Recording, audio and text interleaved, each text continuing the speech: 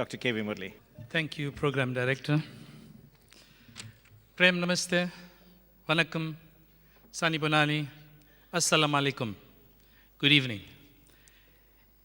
It gives me great pleasure, and it's an honor this evening to introduce our next awardee, Hanef Bhamjee, whom I have known for the last 51 years, ever since his family moved to Pietermaritzburg from the then Transvaal. From the age of 12, Hanef had already shown his concern for the poor and the underprivileged and was totally not conscious of race, class, color, or religion. At the age of 15, a study group was formed by Hanef, and this led ultimately to the formation of the branch of the Italian Youth Congress in Pietermaritzburg. He was able to inspire this early group of activists to become lifelong activists in the political struggle. And amongst them was the late Dr. Hussein Hafiji, who was killed in police detention in 1977. Besides the Italian Youth Congress, Hanef was active in the underground structures of the African National Congress and the Communist Party. After matriculating, he went off to London to study law, but soon got involved in the political struggles in the United Kingdom in mobilizing not only the students, but the community at large, and worked closely with the late Dr. Yusuf Dadu and the late Comrade Oliver Tambo. Because of his activities in the struggle, his studies actually became secondary and ultimately moved to Cardiff, where he became a lecturer in sociology and ultimately reached his goal of becoming a solicitor. He was a founder member of the British and the Wales anti-apartheid movements, as well as the International Defence and Aid Fund. He continued as a secretary of the Wales anti-apartheid movement till the period that we reached our democracy. However, he continued with his work in the United Kingdom and elsewhere in the world, and formed a new NGO called Action for Southern Africa, and has been coming on a yearly basis to South Africa to support various charitable organizations, NGOs in this country. For all the work that he did at an international level, he was awarded the OBE by the Queen of England. Hanef not only preached non-racism and non-sexism, but practiced it throughout his life. As a confirmed communist from the time we matriculated together, he has remained true to these principles ever since. He dedicated his entire life to the anti-apartheid struggle at the international level and played a pivotal role in this pillar of struggle for freedom and democracy in South Africa. It is therefore fitting that his role at an international level be recognized today. Please welcome Hanef Bhamjee.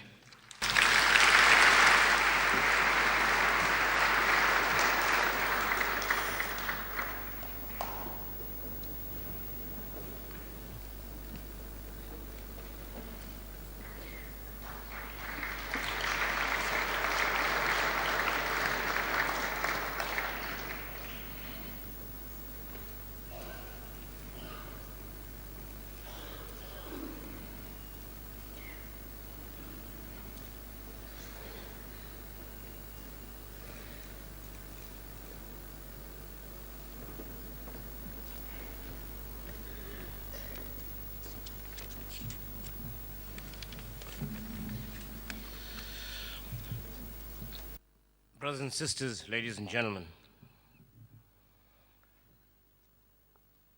awards are awards given to individuals from time to time, but those awards would not materialize if that individual did not have behind him an army of activists. When I obtained the OBE from the Queen of England, there was a major debate, would you believe it or not, with the members of the anti-apartheid movement in the UK as to whether I should accept or refuse. I'm not a royalist, never have been, and I'm not in favor of the monarchy, never have been. But our argument was, and the argument of almost 99.9% recurring people was, We accept this award not as an individual, but for the work of the anti-apartheid movement. Years ago, Maggie Thatcher, the erstwhile right-wing Prime Minister of Britain, whose neo-colonial policies or neoliberal policies of economics seem to be followed sadly by many governments, including our own, said that Nelson Mandela was a communist. She refused to meet the leadership of the anti-apartheid movement, including Trevor Huddleston in the United Kingdom, on the grounds that we were communists. But we accepted that award because now I shook hands with the royalty. In the same way, I accept this award, but not as a recognition of my work in the anti-apartheid movement, but as a recognition for those thousands upon thousands of individuals throughout the world who adopted the anti-apartheid cause as their own. I mean as their own. And we need to talk in real color terms. Brothers and sisters, although the anti-apartheid movement had become an international movement, let us not forget that the vast majority of supporters were white men and white women in Europe and America and Australia and New Zealand.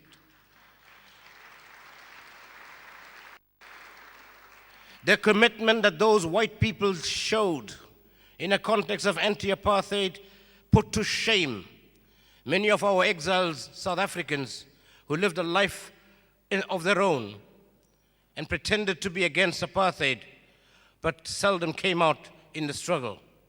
Many did, but most did not. We should never forget that. To show you the example of the extent to which these supporters of anti-apartheid movement took our struggle as their own. As you know, in Wales, rugby is like a religion, just as much as it was to the Afrikaners in this country.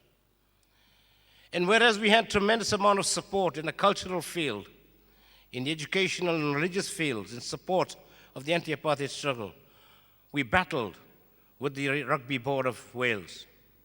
However, one Boxing Day, I got a telephone call at 9 o'clock in the morning to say that the South African team that had been dodging us unsuccessfully, because we found their venue on every occasion as a result of friends we had in the rugby union, was planning to hold a game on Boxing Day. I said to myself, oh my God, how do I get people out on Boxing Day? I got on the phone, started making telephone calls, and people started using the telephone tree. And apart from 5 members of parliament who turned up, about 200 of us turned up. There were more members of the anti-apartheid movement than there were spectators. We just sat on the ground, the game didn't take place.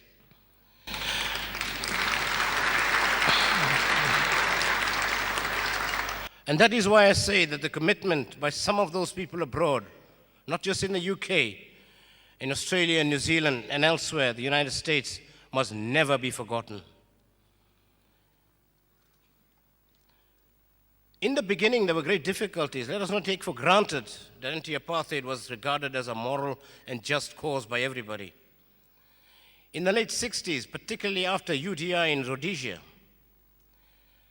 we had to try and battle against this notion of kith and kin. And if you stood on a platform saying, armed road, the only road, one solution, revolution in South Africa, when after Archbishop Desmond Tutu came to Wales and the cry of a just war became acceptable, to a lot of people, they had kith and kin in South Africa. And we had some difficulties convincing them that despite their kith and kin, ours was a struggle not against individuals, but the system of apartheid. We succeeded eventually.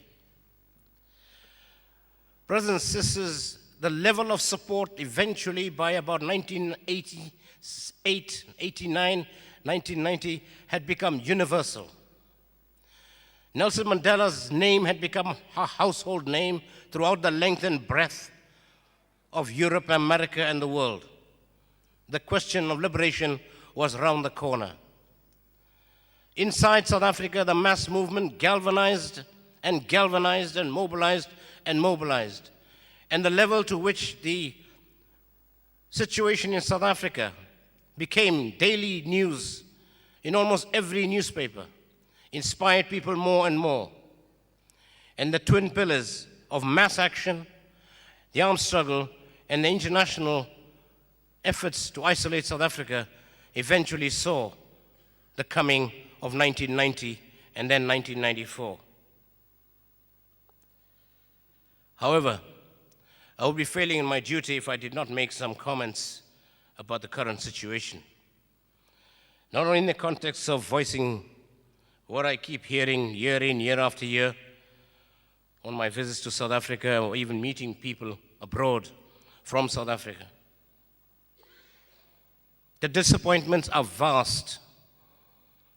To the international community, many of whom were left-wing radicals of one shape or another, they had given their lives to South Africa because they believed that this would be the socialist utopia.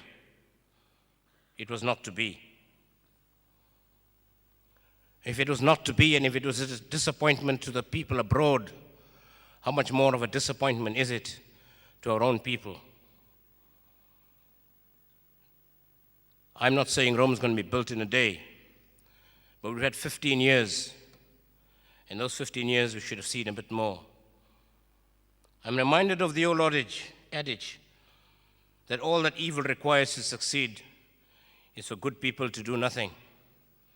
And for those good people who did so much in terms of mass action, and for those good people who sit here today, it is about time for us to force the politicians and ask them to restore the people's confidence, because their confidences are lacking.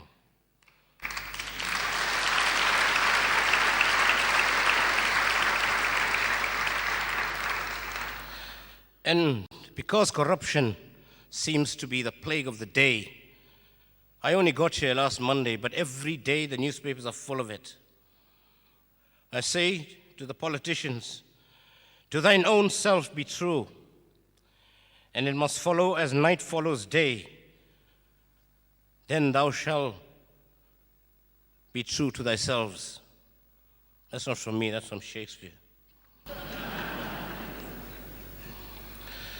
To those people who have made so much of money as a result of what they call, euphemistically, black empowerment and become billionaires, they don't deserve to be because they have not done what was expected.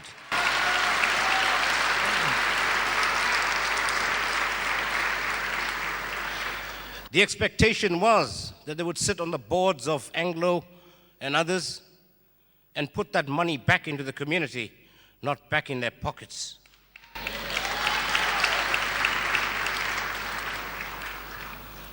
It is every person's duty in life, an obligation, to put back into this world at least the equivalent of what he or she took out. In the words of Mahatma Gandhi, the difference between what we do